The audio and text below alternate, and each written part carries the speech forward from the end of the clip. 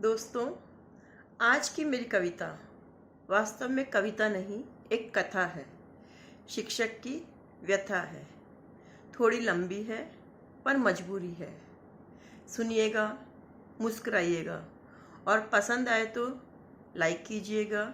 इसे अपने दोस्तों में शेयर कीजिएगा, कमेंट कीजिएगा और मेरे चैनल को सब्सक्राइब कीजिएगा। तो चलिए आइए सुनते हैं शिक्षक की व्यथा। विद्यालय के अविवाहित शिक्षक जिन्हें बामुश्किल एक रिश्ता प्रस्तावित हुआ। चलो हो तो गया, प्राइवेट ही तो है, सरकारी मास्टरी होती तो भी समझ आता। मन बड़ा प्रफुल्लित हुआ रिश्ते की सोचकर। चलो देर से ही सही, रिश्ता तो आया, वो भी लड़की वालों के घर से स्वयं चलकर। सपनों को पंख मिले थे, उड़ान भरने की आस जगी थी। तय समय हुआ, लड़की देखने जाना है। फिर एक समस्या मुंह बाएं खड़ी थी। छुट्टी मिलने की आशंका मुंह फाड़े खड़ी थी। प्राइवेट जो ठहरे, 3 दिन अनुपस्थित होने से मानो विद्यार्थियों का भविष्य गड़बड़ा जाएगा, मानो उनका पूरा सत्र व्यर्थ चला जाएगा। पर जनाब, छुट्टी तो चाहिए ही थी। आखिर खुद के भी भविष्य का सवाल था, रिश्ता जो तय करना था। सोचा चलो प्रधानाचार्य जी को अवकाश पत्र लिखा जाए। 10 बार सोचा गया, क्या लिखा जाए, कैसे लिखा जाए कि इनकार की कोई संभावना ही ना हो। एक बार में ही अवकाश पत्र पर मोहर लग जाए। अवकाश पत्र की रूपरेखा सजाई गई और फिर लिखा गया, हे प्रधानाचार्य महोदय जी, जैसा कि सर्वविदित है, विवाह बंधन जीवन चक्र का एक आवश्यक एवं अभिन्न अंग है। ऐसा ही एक संयोग मेरी कुंडली में भी विद्यमान है, जिसके प्रारंभिक चरण में मुझे प्रस्तावित रिश्ते के तहत एक कन्या देखने जाना है। ऐसी मेरे परिवार वालों की अभिलाषा है और जिसे मेरे पिताजी ने व्हाट्सएप के माध्यम से मुझे सूचित किया है। आपको जानकर यह हर्ष होगा कि जिस कन्या का रिश्ता मेरे लिए आया है, वह कन्या सुशील, रूपवती, विदुषी, गुणवती एवं शिक्षित अर्थात संपूर्ण रूप से मेरे योग्य है, जैसा कि घर वालों ने हमें सूचित करके बताया है। और एक महत्वपूर्ण सूचना यह भी है कि मैं अपने जीवन के 35 वसंत अविवाहित रहकर पार कर चुका हूं। अतः मेरी विवाह योग्य आयु अपने अंतिम पड़ाव में है। इसलिए आपसे करबद्ध निवेदन है कि मेरे इस अवकाश पत्र पर अवश्य विचार करें और मुझे 3 दिन का अवकाश देकर मुझे, मेरे वर्तमान परिवार और मेरे आने वाली पीढ़ियों पर अपना उपकार करने की कृपा करें।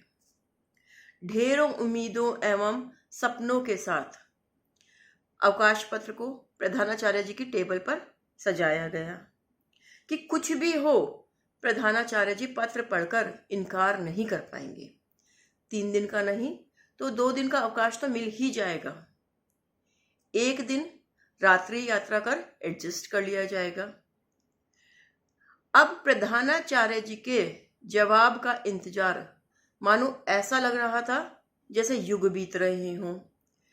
3 युग बीत जाने पर प्रधानाचार्य जी का जवाब पत्र मिला था। जितना लंबा अवकाश पत्र था, उससे दूना लंबा जवाब पत्र था। ऐसा लग रहा था मानो नहले पर दहला हो, शेर को सवा शेर मिला हो। पर पढ़ना तो था ही, आखिर अवकाश जो चाहिए था, लड़की देखने जाना था, पर पढ़ना तो था ही, कन्या देखने जाना था, अवकाश तो चाहिए था। जवाब पत्र के संबोधन के अनुसार, प्रिय विवाह आतुर शिक्षक, आपके हृदय की अभिलाषा जानकर मन आनंदित हो गया। ईश्वर की असीम अनुकंपा से आपको एक लड़की का रिश्ता प्रस्तावित हुआ। उसके लिए 100 बार बधाई के पात्र हैं आप।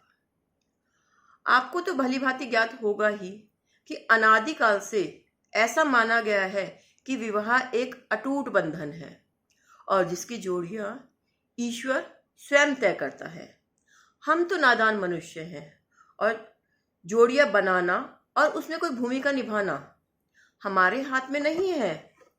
और जैसा कि आपने मुझे सूचित किया कि आपकी कुंडली में विवाह योग अवश्य है, जो कि मेरे लिए एक अत्यंत हर्ष का विषय है। साथ ही आपने मुझे बताया कि आप अपने जीवन के 35 वसंत अविवाहित रहकर पार कर चुके हैं, जिससे मैं थोड़ा दुखी तो हुआ, लेकिन इन सब बातों को लेकर आप व्यर्थ ही चिंतित हैं, क्योंकि जो होना है सो होकर रहेगा। जब होना है तब ही होगा। तुम्हारे और मेरे हाथ में कुछ भी नहीं है। यदि आपका विवाह आपके बताए अनुसार उसी सुशील, विदुषी, शिक्षित टीवी अभिनेत्री के समान सर्वगुण संपन्न कन्या से ऊपर वाले ने निश्चित किया है, तो अवश्य वही होगा। इसलिए अपने मन से शंका के बादल हटा दीजिए। ईश्वर पर संपूर्ण विश्वास रखिए। आप एक आस्तिक व्यक्तित्व वाले व्यक्ति हैं, तो उस पर प्रश्न चिन्ह मत लगाइए। मेरी एक और सलाह पर भी गौर कीजिएगा। अभी आपके चेहरे पर वो रौनक नहीं है जो आपको कन्या देखने जाने के लिए होनी चाहिए, क्योंकि श्रीमान, आपने हाल फिलहाल में ही अपने अथक परिश्रम का परिचय देते हुए विद्यालय के अंतिम सत्र के पेपरों का मूल्यांकन, बोर्ड के पेपरों का मूल्यांकन संपन्न किया है। साथ ही समर कैंप की विभिन्न क्रियाकलापों में बढ़ चढ़कर हिस्सा लिया है और ऑनलाइन कक्षाओं को भी सफलतापूर्वक संपन्न किया है। इसके अलावा आपने नए सत्र में विद्यालय में बच्चों के प्रवेश हेतु घर घर जाकर उनके माता पिताओं को विश्वास में लिया है। अतः आपके चेहरे की रौनक थोड़ी अस्त व्यस्त हो गई है। आपकी आंखों के नीचे थोड़े गहरे काले गड्ढे उभर आए हैं। इसे देख मेरा मन आशंकित हो रहा है कि कन्या आपको रिजेक्ट ना कर दे। अतः मेरी मानिए, ये कन्या दर्शन का उचित समय नहीं है और आपका प्रस्तावित रिश्ता अपने अंजाम तक पहुंचने से पहले ही ठंडे बस्ते में ना चला जाए, इस बात को आप सुनिश्चित कीजिए।